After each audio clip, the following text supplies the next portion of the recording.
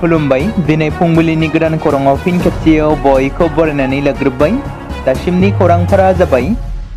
गिबि खौराङाव दङ थारैनो बर'नि राजखान्थि बिथिङा बबे लामाजों थांगासिनो? फैबाय थानाय समफोराव राजखान्थिया हारिखौ खहा खालामगोन नामा? दिनैनि दिनाव बर'नि माखासे दैदेनगिरिफ्रा फैगौ बिटिसि बिसायख'थि गेलेनो टिकेट मोनैनि थाखाय दोलो एंगारदों। गुबुन उदां बिजाथि महरै गसंथानो ओंखारबोनायखौ नुनो मोन्दों। बेबादिनो 21 नं सालबारि बियाबाव इउपिपिएल दोलोनिफ्राय टिकेट मोनैनि जाहोनाव नबिन गयारिया उदां बिजाथि महरै गसंनो साखाफारा जादों। बेराफारसेथिं इउपिपिएल दोलोनि नैथि खोलोबनि गासै मोन 6 बिटिसि बियाबनि बिजाथि फोसावनायनि उनाव सोमजिदों बिटिसिआव दुंहाव थासारि। 14 नं चिरांदुवार बियाबाव काम्फा बरगयारिनो इउपिपिएलनि बिजाथि महरै थिसननायाव गनायनानै लानो हायाखै इउपिपिएलनि माखासे मावथि सोद्रोमाफोरा। बेखौ नोजोर बोनानै थांनाय सानखालि मिरु रायमोन इउपिपिएलनि गाहाय नेहाथारि डक्टर सांग्रां ब्रह्मखौ 14 नं चिरांदुवार बियाबाव बिजाथि होयैखौ लानानै इउपिपिएलनि हानजानि माखासे मावथि आरो सोद्रोमाफ्रा खुद्रिसारदों।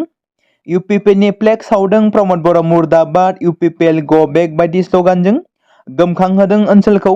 बेराफारसेथिं डक्टर सांग्रां ब्रह्मआ इउपिपिएल दोलोनिफ्राय बिबान एंगारनायनि उनाव माखासे गोख्रों बाथ्राखौ फोरमायथिदों। बिथाङा बुंदों दि प्रमद बर' दैदेननाय इउपिपिएल दोलोआ बेनिफ्राय आरो फिन सोरखाराव फैनो गोब्राबसै।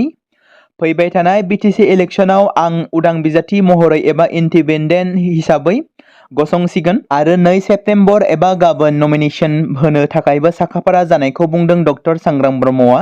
बेनि गेजेराव बिटिआरनि सीएम प्रमद बर'आ डक्टर सांग्रां ब्रह्मआ उदां बिजाथि महरै गेलेब्लाबो इउपिपिएल दोलोआ जेबो खहा जाया होनना बेबादि बुंदों। नैथि खौराङाव दङ जोबथारनायाव हाग्रामा महिलारिनि दैदेननाय बिपिएफ राजखान्थि दोलोआ फैगौ 22 सेप्तेम्बर खालारनि जानो गोनां बिटिसि बिसायख'थिनि जोबथा एबा थामथि खोलोबनि बिजाथिफोरनि मुंखौ फोसावबावबाय। बेनि गेजेरावनो दङ 7 नं फकिराग्रामाव आजमल हक, 9 नं बनरगावआव जुबिराज बसुमतारी, 14 नं चिरांदुवाराव हाग्रामा महिलारी, 24 नं मुसलपुर बियाबाव अनसुमै कुंगुर बर', 25 नं बागानपारायाव मनेश्वर ब्रह्म, 24 नं नाग्रिजुलियाव उत्तम दास, 35 नं मोदैबारियाव जगदीश सरकार आरो 36 नं हरिसिंगा बियाबाव त्रिदीप दैमारी, जेराव गासै बिपिएफ दोलोनि मोन 40 बिजाथिफोरनि मुंखौ फोसावनानै होबाय।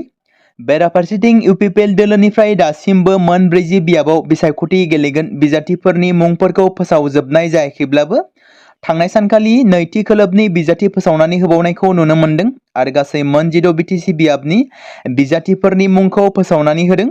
जेरै 1 नं पर्बतजरायाव प्राइसेन ब्रह्म, 2 नं गुमा बियाबाव मुर्शिदा बेगम, 6 नं कुसुगाव बियाबाव उकिल मोसाहारी, 14 नं चिरांदुवार बियाबाव काम्फा बरगयारी, जाय हाग्रामा महिलारिनि हेंथायै बिथाङा बिसायख'थि गेलेगोन। 16 नं निसिमायाव रनजित बसुमतारी, 19 नं थुरिबारियाव राजु आहमेद, 28 नं गयबारियाव प्रमद बर' बिथाङा गेलेगोन। लोगोसे माखासे बिजाथिफोरनि मुंफोरखौ आरोबाव फारिलाइयाव मख'नाय जादों। बेबायदिनो थांनाय सानखालि नेशनेल पार्टी बिजेपि राजखान्थि दोलोआबो गासै मोन 28 बिटिसि बियाबफोरनि बिजाथिफोरनि मुंफोरखौ फोसावनानै होदों। जेरै 1 नं पर्बतजरायाव बानेन्द्र कुमार मोसाहारी, 2 नं गुमा बियाबाव सुजल सिंहा, 4 नं जमदुवार बियाबाव राहुल नार्जारी, 8 नं दतमा बियाबाव बर' सावथुन मुलुगनि फावखुंग्रि रिया ब्रह्मनि फिसाय मनरन्जन ब्रह्मआबो बिजेपिनि बिजाथि महरै बिसायख'थि गेलेनो टिकेटखौ मोननो हादों। बेबायदिनो गोबां बिजाथिफोरनि मुंफोरखौ फोसावनानै होबावदों नटिसआव। थारैनो बिटिसिआव फैबाय थानाय समफोराव गोलाव बोसोर सिगां बर'आ गावजों गाव बुथारलायनाय, नासयलायनाय जाथाया फैफिनगोन नामा?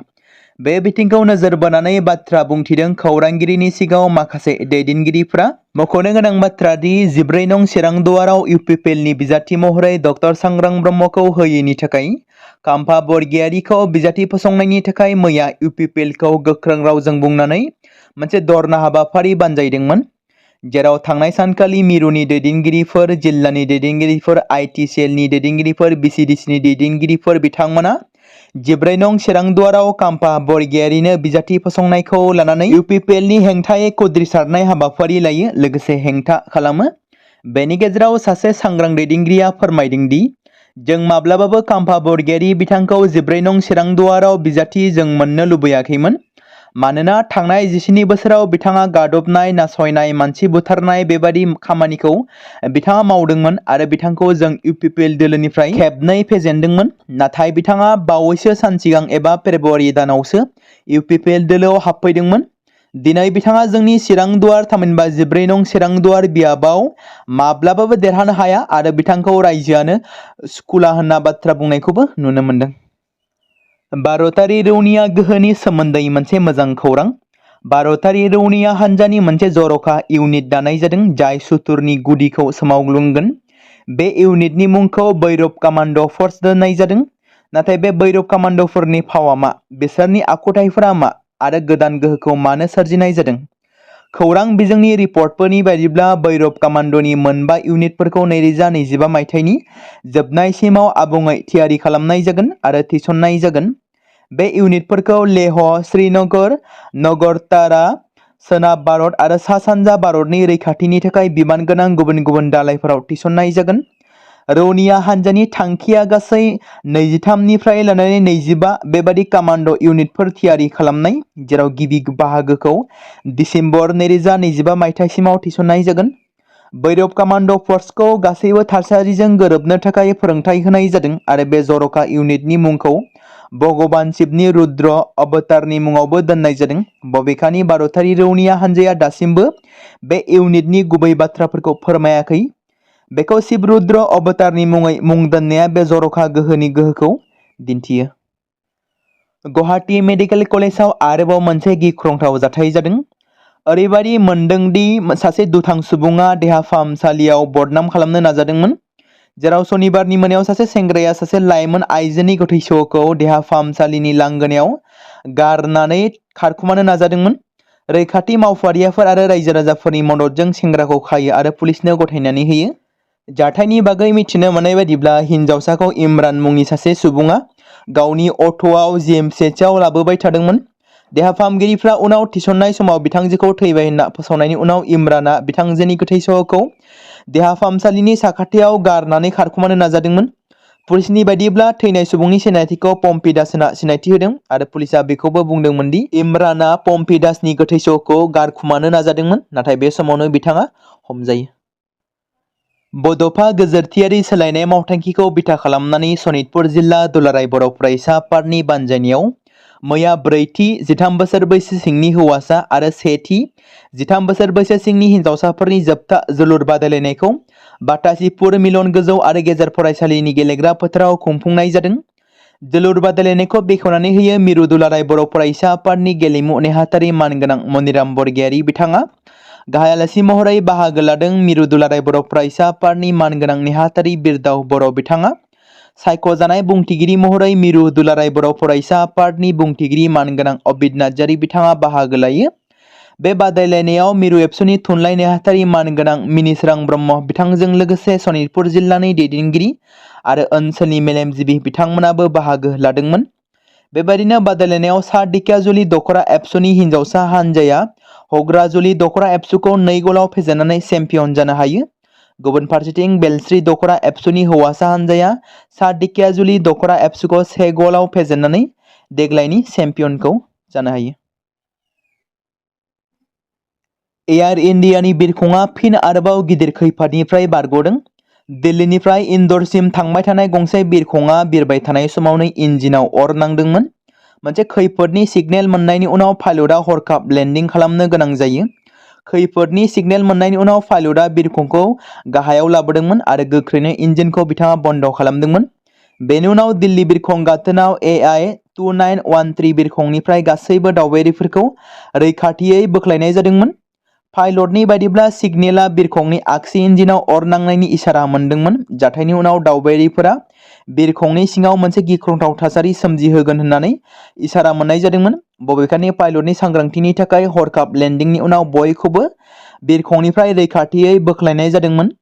एयार इन्डिया बुंदों दि गासैबो दावबायारिफोरनि थाखाय गुबुन राहा खालामनाय जादों होनना फोरमायदों। 7 बोसोरनि उनाव भारतनि गाहाय मन्त्रि नरेन्द्र मदिआ चीनआव दावबायदों। भारतनि बेरेखायै जुथाइ रायजो आमेरिकाजों जागायजेननाय फालांगियारि दावहानि गेजेराव हेफाजाब बिनानै बिथाङा मैया जापाननिफ्राय थोंजोङै चाइनानि तियानजिनआव सौफैदों। मदिया चंदाइ हेफाजाब आफादनि जथुमाव बाहागो लादों। लेन्डिंनि उनाव बिथांखौ मोनसे भारतारि मोसानाय दिन्थिफुंनायजों बरायनाय जादोंमोन। चीननि मोसागिरि दु जुआन, जाय गावनि मुंखौ सोलायनानै ससिता खालामदोंमोन, बिथांमोना बुंदोंमोन दि गाहाय मन्थ्रिनि बरायनाय फोरबोआव सल' खिन्थानाय मोसानाय दिन्थिफुंनाया जोंनि थाखाय मोनसे सन्मान। बे मोसानायखौ 12 बोसोरनिफ्राय सोलोंगासिनो दं। 31 आगस्त आरो 1 सेप्तेम्बराव खुंजागोन एसियानि जथुमा, बेयाव बिथाङा बाहागो लागोन। बेनि उनाव गाहाय मन्थ्रि नरेन्द्र मोदीआ 1 सेप्तेम्बरनिफ्राय चीन दावबायनायजों लोगोसे गावनि हादोराव फैफिननायनि आसा दं। मख'जाथाव दि आमेरिकानि 50% खाजोनाया सिगांनिफ्रायनो भारतनि दैथायहरग्रा सेक्टरफोराव गोहोम खोख्लैखांबाय, जाय भारतनि सि-जोम, गहेनाफोर आरो लैथोआरि दिहुनथायफोरखौबो गोहोम खोख्लैदों। बे एखे समावनो जुथाइ रायजो आमेरिकानि बे फालांगियारि दावहायाबो भारतआव रां थिसननायनि सायाव जिंगा सोमजिहोदों। बेबादि थासारियाव मोदीनि दावबायनाया भारत आरो चीननि गेजेराव मोनसे फालांगियारि गोरोबथानि जाथावनाखौ बांहोनो हागौ। चिरां जिल्लानि सिङाव थानाय रुनिकाटा फरायसालिमा फरायसा आफादा मैया फरायसालिमायाव गोदानै फरायनो फैनाय फरायसाफोरखौ बरायनाय एबा फ्रेसार्स डे 2025 खौ सानसेनि हाबाफारिनि गेजेरजों रुनिकाटा फरायसालिमायाव गाजा गोमजायै खुंफुंनाया जोबलाङो। बे हाबाफारिजों लोब्बा लाखिनानै खुंफुंनाय गेवलां मेलखौ बेखेवनानै होफैयो रुनिकाटा फरायसालिमानि गोरायुं डक्टर बिजित ब्रह्म। बिथाङा गाहाय आलासि महरै बाहागो लायो दुलाराय बर' फरायसा आफादनि मानगोनां गाहाय नेहाथारि कनिन्द्र बसुमतारी। बिथाङा हाबाफारियावनो आलासि महरै बाहागो लाबावो बिटिसिनि बारग' लेङाइ गाहाय मावफुं सोद्रोमा काम्फा बरगयारी आरो फरायसालिमानि जिबिनि प्रेसिडेन्ट डक्टर सांग्रां ब्रह्म।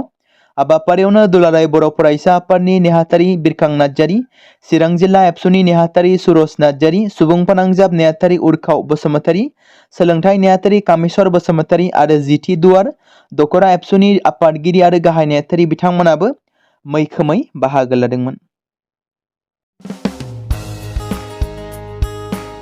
बे समाव मोनसे गोनां फोसावथाय बर' सावथुन नायनानै मोजां मोनग्रा गासै बर' रायजो राजाफोरनि गेजेराव लानानै फैदों।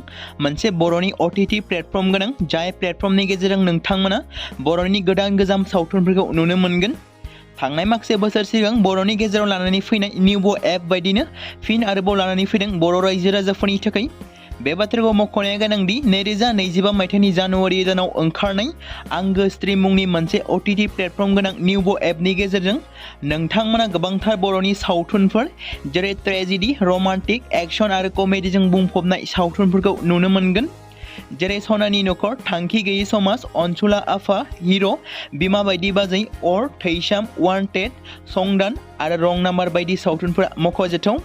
बेफोर सावथुनफोरखौ नायनो थाखाय नोंथांमोना गिबियावनो आंगो स्ट्रिम एपखौ गाव गावनि मबाइलाव थानाय प्ले स्ट'रनिफ्राय डाउनल'ड खालामनानै लोगोसे इनस्टल खालामनानै गावनि मबाइल नाम्बारजों लग इन खालामनानै लाग्रोनांगोन।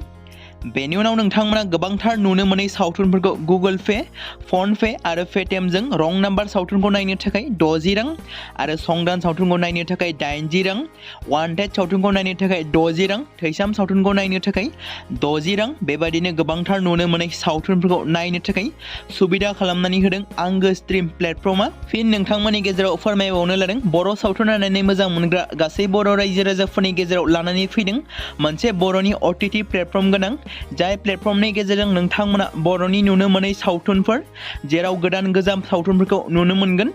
बे बाथ्राखौ मख'नाया गोनांदि 2025 मायथाइनि जानुवारि दानाव दिहुनजानाय आंगो स्ट्रिम मुंनि मोनसे OTT प्लेटफर्म गोनां एपनि गेजेरजों नोंथांमोना गोबांथार बर'नि ट्रेजेडी, रमान्टिक, एक्शन आरो कमेडीजों बुंफबनाय सावथुनफोरखौ नुनो मोनगोन।